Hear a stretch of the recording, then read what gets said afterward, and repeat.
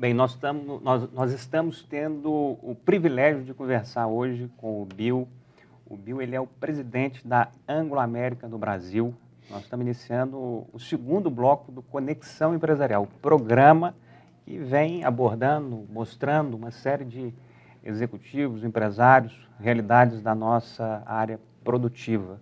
E eu queria agradecer, obviamente, a cada um dos telespectadores que estão aqui, a começar os nossos telespectadores de Belo Horizonte, Betim, Contagem, Nova Lima, Sabará, Juiz de Fora, Governador Valadares, Ipatinga, Uberaba, Uberlândia. A cada um de vocês, o nosso muito obrigado por estar deixando a gente entrar aí com o nosso canal Viver Brasil nesses últimos tempos. E a vocês que estão nos assistindo no YouTube, o nosso muito obrigado novamente.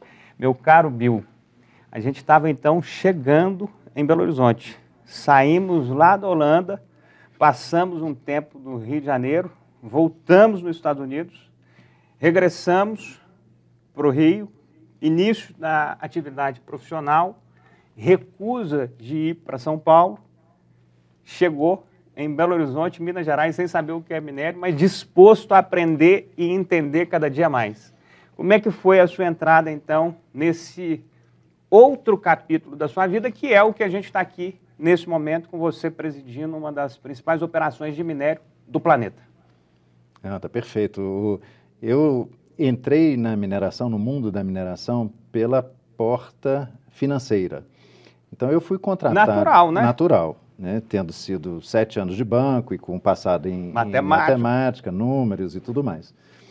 E eu virei, então, gerente financeiro da mineração brasileira reunida, MBR, na época, do Grupo KM. E assim começou essa trajetória. Rapidamente, depois de uns 2, 3 anos, eu fui transferido de volta para o Rio, porém dentro da MBR ainda, para atuar como gerente de vendas. Era a única área da MBR que ainda ficava no Rio de Janeiro, dada aí a conexão com clientes e o mundo internacional, voos do Galeão, essas coisas todas. Mas esse período também durou relativamente pouco, foram 2 anos e meio, 3 anos na área de vendas. E em 1998 eu voltei para Belo Horizonte, em definitivo, aí já como diretor financeiro da companhia. Da MBR. Da MBR. Foi para o Rio e voltou depois para Belo Horizonte. Ok. 98? 98. E a partir daí, como é que foi os próximos capítulos? Mas antes disso, ok, você veio para Belo Horizonte, gerente financeiro, depois foi para o Rio e voltou para cá como diretor financeiro? Como diretor financeiro. Em 1998 foi feito um convite para mim. Eu lembro até hoje o presidente da empresa, que eu tenho em altíssima estima, que me chamou na sala dele. Quem era? Era o Hugo Stoffel. O Hugo falou para mim: Bill, você está com 33 anos, nós estamos com uma vaga de diretor financeiro, eu acho que você não está pronto, mas os meus colegas de diretoria acham que sim. Então, eu vou arriscar. E assim foi. Então, aos 33 anos. Aos 33 anos. Isso foi em 1998, perto de completar 34.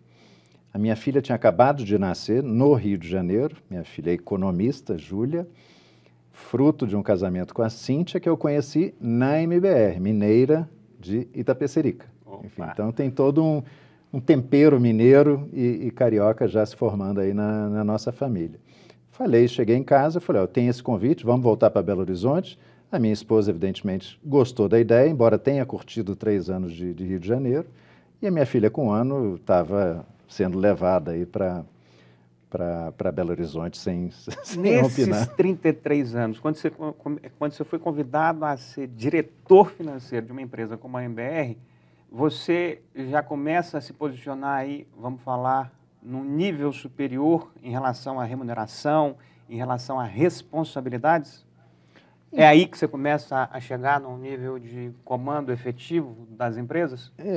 A MBR ela tinha uma estrutura que era o Hugo Stoffel, então, como presidente. Havia essa posição de diretor financeiro administrativo, cuidava também de de informática, de controladoria, tesouraria, enfim, todas aquelas... Que já era uma empresa parruda. Já era uma empresa parruda, a segunda maior mineradora de ferro do Brasil. Você é um cara de 33 anos, não era uma responsabilidadezinha qualquer. Não. Era um peso expressivo. Expressivo, era um peso expressivo.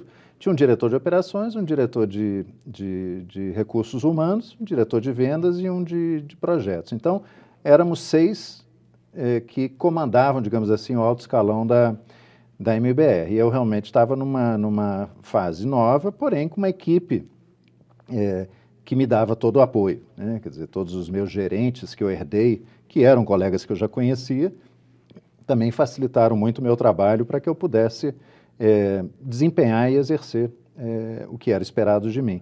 E depois de 2 anos, o Gustavo voltou e falou, não, a aposta foi concluída, está tudo certo. O risco que nós tomamos, né?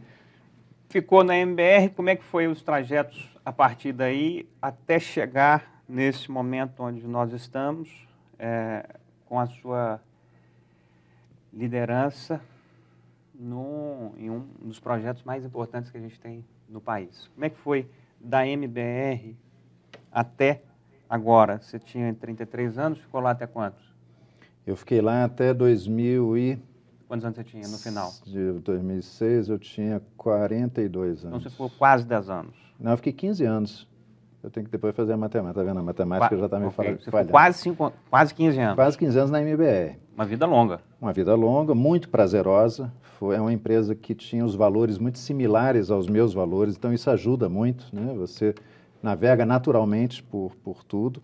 Aconteceu um fato curioso, Gustavo. Quais são esses valores de você como executivo e profissional, que são similares, por exemplo, a uma empresa? O que é valores similares? Eu diria assim, a correção, a ética, o trabalho em equipe, o desejo de pertencer, a maneira como você trabalha, a sua conduta perante clientes, fornecedores, sempre com muita transparência, né?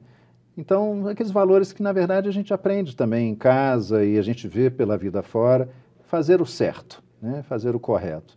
E a gente percebe em alguns momentos da nossa vida empresarial quando uma pessoa ou uma situação não está tão aderente a esses valores, a gente atua para que isso seja eliminado, né?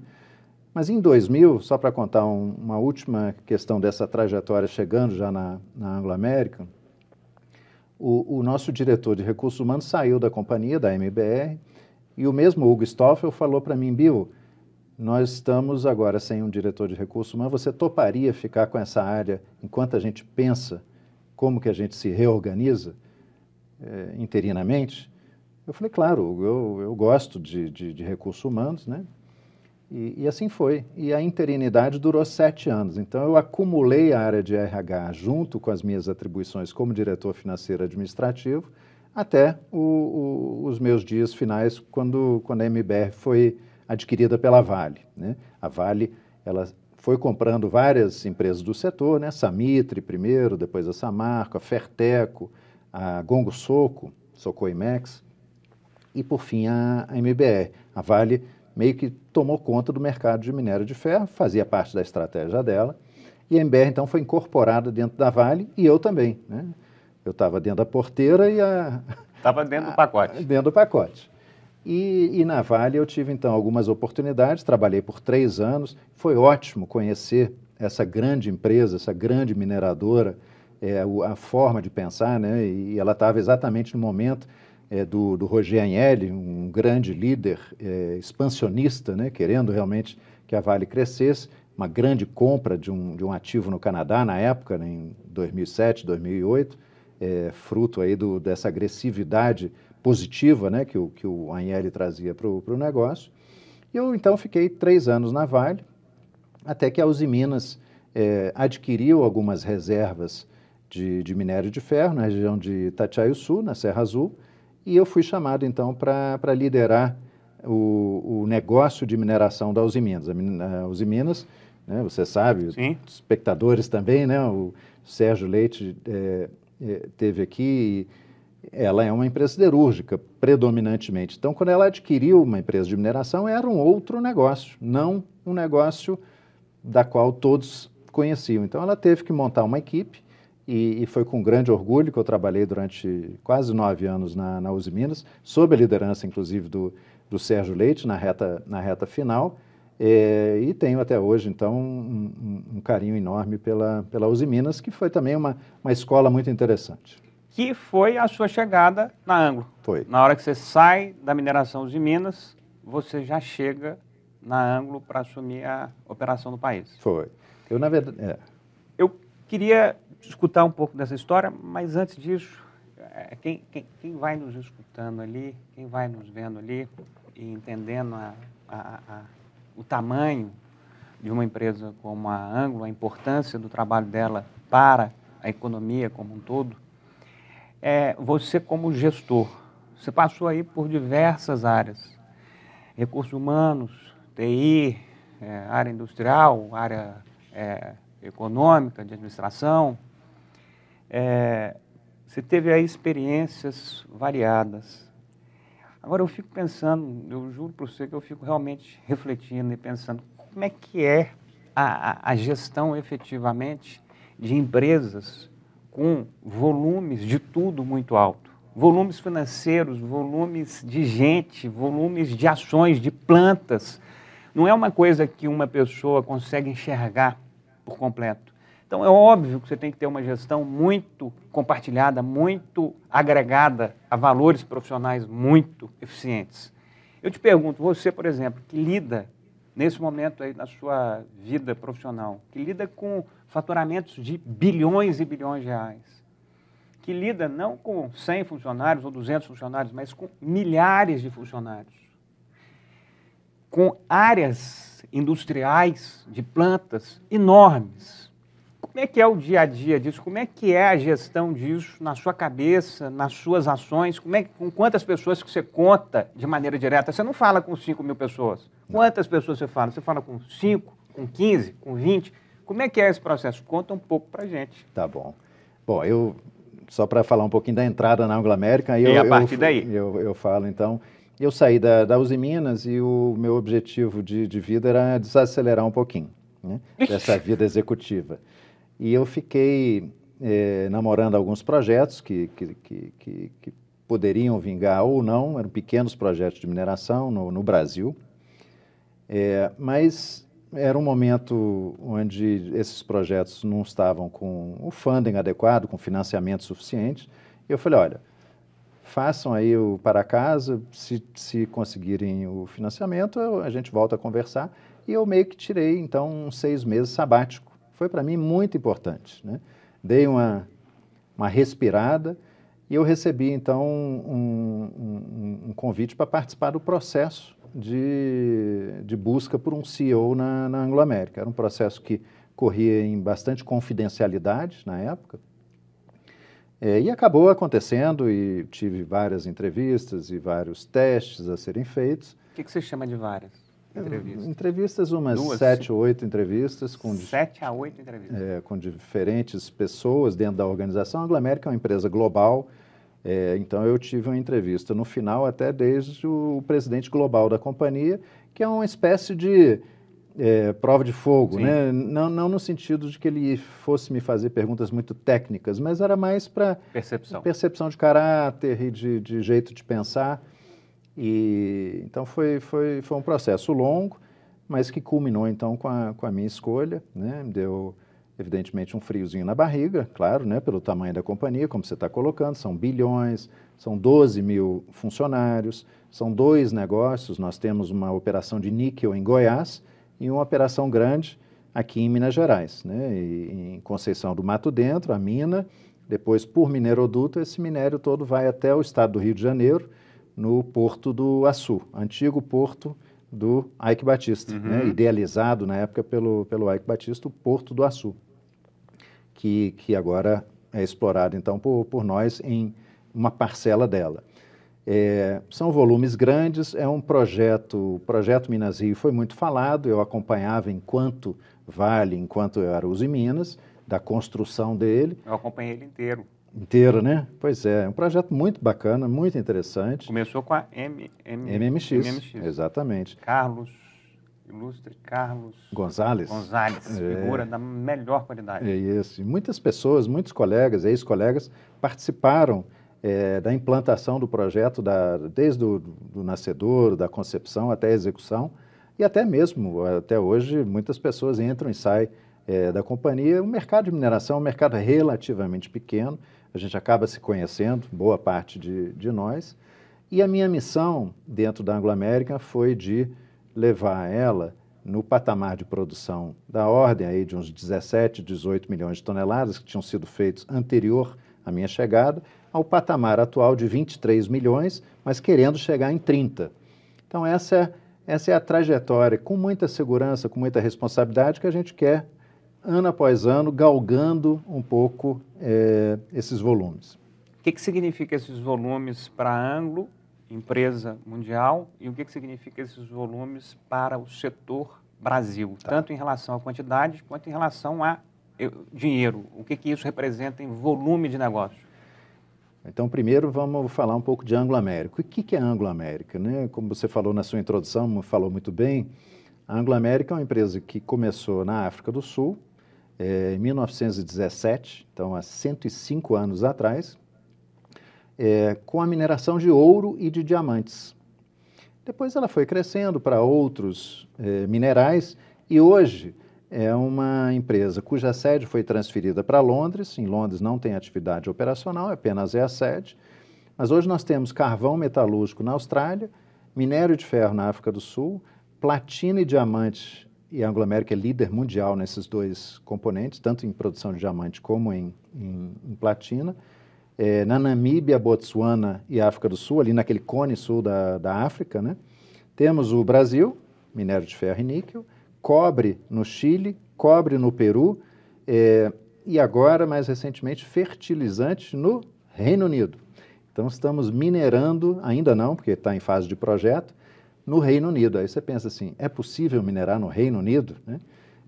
E a mina, na verdade, é totalmente subterrânea. A correia transportadora de 34 quilômetros é totalmente embaixo da terra e o minério só vai encontrar um navio lá no porto. Quer dizer, praticamente imperceptível a vida cotidiana dos moradores das comunidades. Né? Em termos de volume, que foi a sua segunda pergunta, do minério de ferro, imaginando que a gente faça aí em torno de 25 milhões de toneladas, a Vale tem mais ou menos 400 milhões de toneladas. Então, aí dá um pouco de noção como que nós estamos em relação à Vale em termos de tamanho. Porém, o nosso minério ele tem uma qualidade bastante elevada em termos de teor de ferro, o que vai nos ajudar muito nessa discussão de mudança climática e, principalmente, descarbonização das atividades. Então, a gente está numa posição bastante interessante e isso nos traz até um prêmio pela qualidade do minério. A Vale também tem um minério similar no setor norte, né, em Carajás, um minério dos mais ricos do mundo. Então, o Brasil vai poder desempenhar, com a ajuda da Vale, da Anglo American e algumas outras mineradoras, a ajudar os nossos clientes lá fora, o chinês, o japonês, o europeu, a baterem suas metas de emissão de carbono reduzidas. Então, isso é um momento muito interessante e importante da contribuição ambiental que a gente vai trazer. A Anglo é uma empresa 100% de capital fechado ou é aberto?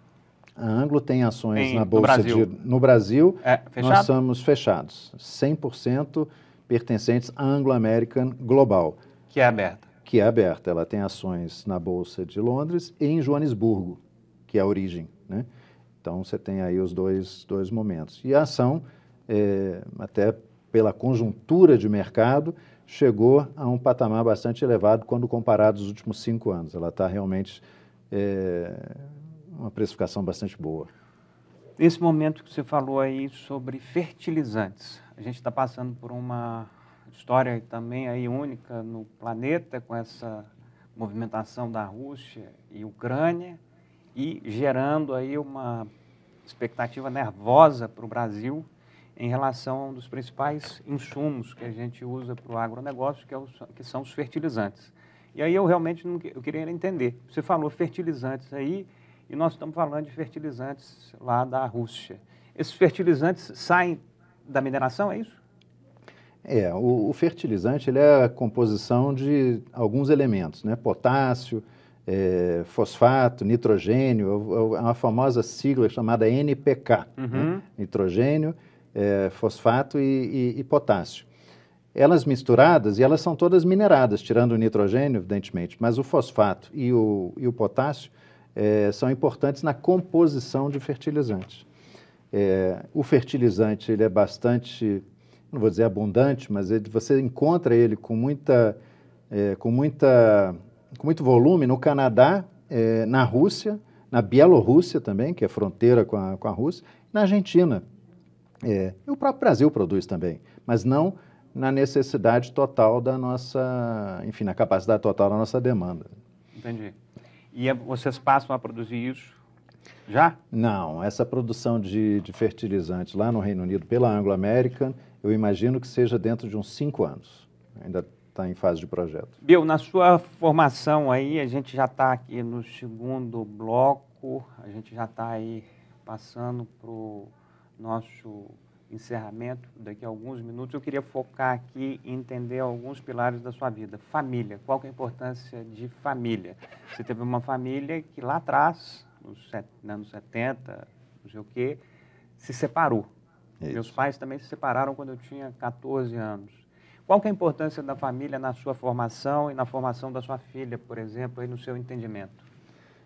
Olha, a gente tem uma coincidência. Então, meus pais se separaram, eu tinha 14 anos. Ah, é? Exatamente a mesma idade, e foi uma separação um pouco diferente, talvez, porque a minha mãe foi para bem longe, né? Os meus pais escolheram dessa forma, eles tomaram a decisão que era importante para eles de separarem, a gente não discute, isso é uma decisão muito, muito pessoal, mas também separaram os filhos, né? Então a minha irmã voltou para a Holanda com a minha mãe e eu fiquei no Brasil com o meu pai, que casou novamente aqui, de novo, um direito dele, e isso eu nunca questionei e sempre procurei apoiar os meus pais em tudo que eles fizessem.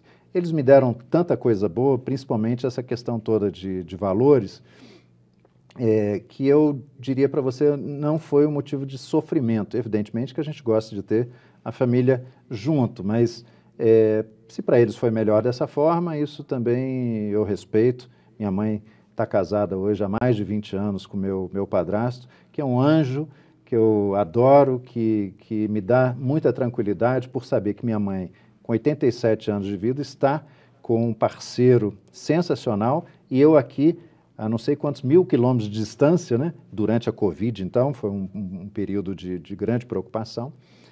Mas a família é muito importante. E aí, já vindo para a minha família aqui no Brasil, como eu falei, eu sou casado com a Cíntia, ela é de Itapecerica, uma mineira, e eu a conheci no meu 3º dia de emprego aqui em Belo Horizonte. Então foi rápido, assim. 3º dia de emprego? Não começamos a namorar no 3º dia, mas como ela trabalhava na MBR, eu vim conhecer as instalações aqui, nós tivemos um primeiro contato já na minha primeira semana aqui de Belo Horizonte, né? Ela então a gente passou a namorar e depois eu voltei para o Rio, como eu comentei, pela MBR, ela veio junto e lá nasceu a Júlia, nossa filha, hoje com 24 anos. Voltei como diretor financeiro e na sequência, no ano 2000, nasceu o Bernardo, o meu filho, nosso caçula. Então nós temos os 2 filhos. Os 2 ainda moram conosco, né? Então temos esse privilégio, digamos assim, de forma um pouco egoísta, de ainda poder contar com os meninos. A pandemia, eu acho que para todo mundo ensinou tanta coisa, né? O próprio tempo que passamos a ter de estarmos convivendo juntos, né? Forçadamente pelas restrições existentes em função da pandemia, de não poder sair de casa. Então foi de novo um período mágico. Vocês moram os 4 juntos? A gente mora os 4 juntos. E logo na pandemia, o que nós fizemos? Em vez de ficarmos no apartamento, no Belvedere, que nós temos, nós fomos para a Casa Branca. E lá a gente tem um sítio, nada demais, um sítio simples, mas que tem área verde. E que a internet funciona. E que a internet funciona. Nós já fizemos programa com você lá. Lá, exatamente. Então aquilo foi bom também, até para a saúde mental, né, que tem sido uma questão tão comentada e tão presente nesses tempos de pandemia, que graças a Deus nós estamos aí chegando no final dela, né? Como é que você enxerga essas transformações que foram impactadas pela própria pandemia? E aí eu estou falando sobre mudança. Vou aproveitar para te fazer umas perguntas aqui nesse sentido, dessas mudanças. Como é que você enxerga que a pandemia modificou o dia a dia? E como é que você enxerga as mudanças comportamentais que estão aí, a olhos nus, cada dia mais explícitas e cada dia mais diferentes? Como é que a Anglo e você enxergam essas transformações que estão aí ocorrendo? Muitas transformações, né? Eu acho que nós estamos, inclusive, reabrindo o escritório, agora daqui a 2 semanas. Terá ficado fechado 2 anos. É impressionante, né, Gustavo? Como é que a gente pode imaginar uma situação dessa? E nenhum de nós, falava isso muito no início da pandemia, nenhum de nós estudou para isso. Quando você estuda administração de empresas, gestão de pessoas, economia, não tem um capítulo de pandemia, né? Como é que você atua como líder, como gestor. Então, nós fomos aprendendo com o passar do tempo, todo mundo junto, coletivamente, e vendo gradualmente os impactos que a pandemia tinha na produtividade, na incerteza, nos medos das pessoas, na questão do equilíbrio mental. Passamos a trabalhar mais, o que ninguém imaginava, atrás do computador, horas e horas e horas, várias pessoas deixando, como eu, de fazer o exercício necessário, coisa que a gente fazia antes, e de repente passamos a ficar sem tempo entre aspas, né? Ou com um pouquinho de preguiça, porque o tempo lá ia passando na frente do computador. Então, eu acho que foi para nós uma escola nova de como lidar com pessoas de forma respeitosa, de modo a devolver a todo mundo um pouquinho de tempo adicional que cada um deveria estar tendo e não estava, né? Então, a gente aprendeu ao longo dessa pandemia e vamos aprender de novo agora, no retorno ao trabalho, quem vai querer voltar ao escritório? Quem se sente melhor em casa? Todo mundo tinha uma realidade. Eu mesmo não acreditava que eu conseguiria trabalhar em casa. Eu imaginava assim, eu vou acordar à tarde, eu vou ficar vendo televisão, e nada disso aconteceu. A gente, na verdade, foi disciplinadíssimo. Sim. Então, porque também não tinha outra alternativa. Você não tinha que tinha. produzir, porque se ia ficar sem produção, ninguém ia. Então, Ninguém ia. tivemos que realmente adaptar com a casa, com as circunstâncias que foram possíveis ali naqueles momentos. Dentro desse negócio, mineração, Minas Gerais, Brasil, 2022, 2 anos de pandemia, retomando as atividades. Guerra, Rússia, Ucrânia. Processo político, nós estamos aí nas eleições agora, Brasil. Como é que você, então, pode encerrar essa nossa conversa aqui falando sobre a mineração em Minas Gerais, no Brasil?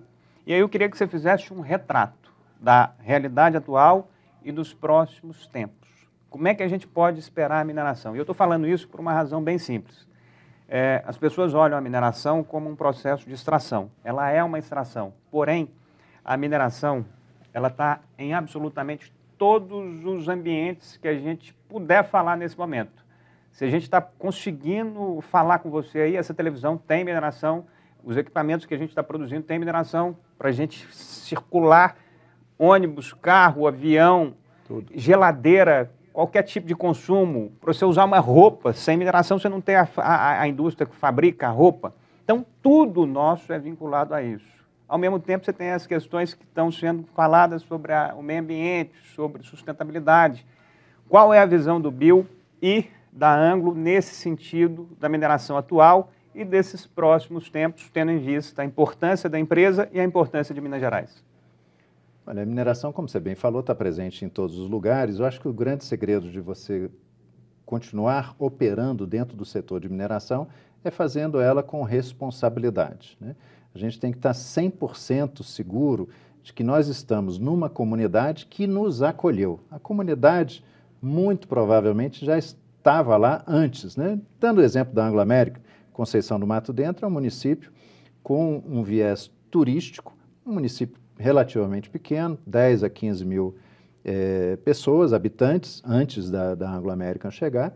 E a Anglo American, como toda grande empresa, ela traz um impacto quando chega, que pode ser um impacto muito positivo, né? A gente pensa, às vezes, na mineração extrativista, poeira, barulho, vibração, mas nós queremos, através da nossa política social, deixarmos um legado para a comunidade onde a gente opera. Não só a comunidade específica onde nós estamos, mas as comunidades em volta também, porque são celeiros de mão de obra que nós queremos treinar, desenvolver e fazer com que tornem prósperas. Atividades ao longo da nossa mineração que sempre estiveram lá, apenas um exemplo bem típico mineiro, a atividade de queijos, né? Enfim, quem não conhece o queijo da região do Cerro, da própria Conceição do Mato Dentro e outras cidades vizinhas, nós temos um projeto chamado Projeto Crescer, que fomenta a educação dos pequenos produtores. Então, a gente ajuda através de pequeno capital de giro, mas também através de dicas, como embalar melhor, como fazer com que o produto seja higiênico, até a comercialização. Antes, tinha uma produtora que vendia seu queijo a R$1, né? Hoje ela vende a R$20, que é o preço de mercado.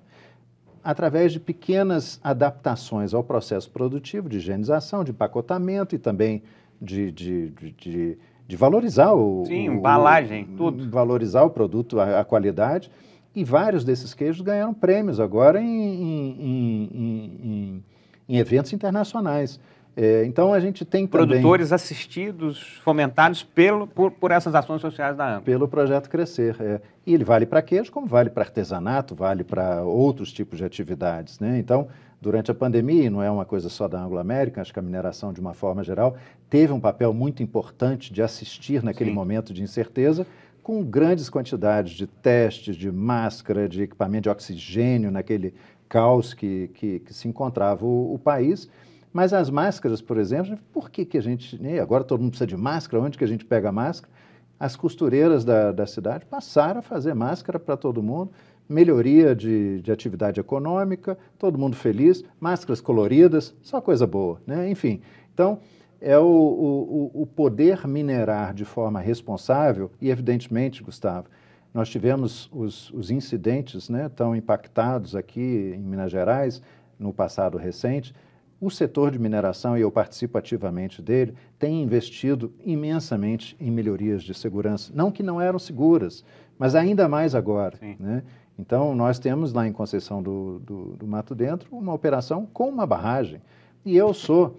e a gente sabe disso, no fim das contas, o responsável por aquilo. Então, eu tenho que poder dormir tranquilo, mas principalmente quem tem que poder dormir tranquilo são as pessoas que moram a jusante daquela barragem. Então, é do meu total interesse que a gente invista tanto quanto for necessário e até mais para garantir a total segurança das estruturas, porque a opinião pública tem que estar do nosso lado, não por entender que a mineração é importante, mas também por saber que ela é segura. Eu queria te falar o seguinte: primeiro, alegria intensa poder ter tido essa conversa aqui com você no programa Conexão Empresarial. A gente já está chegando a 1 hora de conversa aqui, entendendo um pouco desses movimentos aí da sua vida, como é que foi o início dela, onde é que você chegou no Brasil, sua formação, o início profissional, até chegar nesse momento agora, que é talvez um dos principais capítulos da sua trajetória como gestor, como executivo, que é liderar um projeto e uma empresa como é uma Anglo-América no Brasil nesse ano de 2022 e o tamanho do projeto que ela representa. Então, olhando os seus olhos aqui, agradecendo a cada momento aí de aprendizado, de entendimento de uma empresa como é a Anglo-América, queria te agradecer por esse momento aqui do programa Conexão Empresarial, por todos os outros anteriores e os que vão vir, porque esse assunto e essas realidades, elas vão certamente crescendo, se transformando. Queria aproveitar para mandar um grande abraço aqui para o José Fernando Aparecido, que é o prefeito de Conceição do Mato Dentro, está fazendo um trabalho lá brilhante, tem uma história com Minas Gerais e com o Brasil, não é uma história que nasceu ali em Conceição.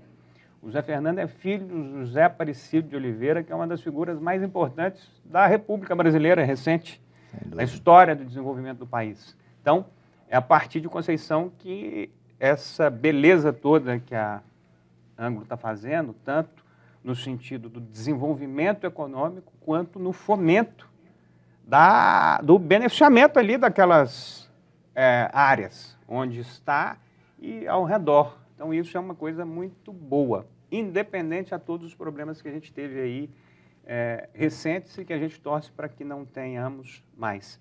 Queria te agradecer, então, novamente, pela presença aqui no Conexão Empresarial, no programa Conexão Empresarial, dizer que qualquer pessoa que assiste essa trajetória se admira e, obviamente, se orgulha de ter um mineiro da Holanda presente aqui conosco. Muito obrigado, bem-vindo no Conexão Empresarial, espero que você volte aqui várias vezes. Obrigado, Gustavo, pela oportunidade, sucesso ao Conexão Empresarial, o canal Viver Brasil também.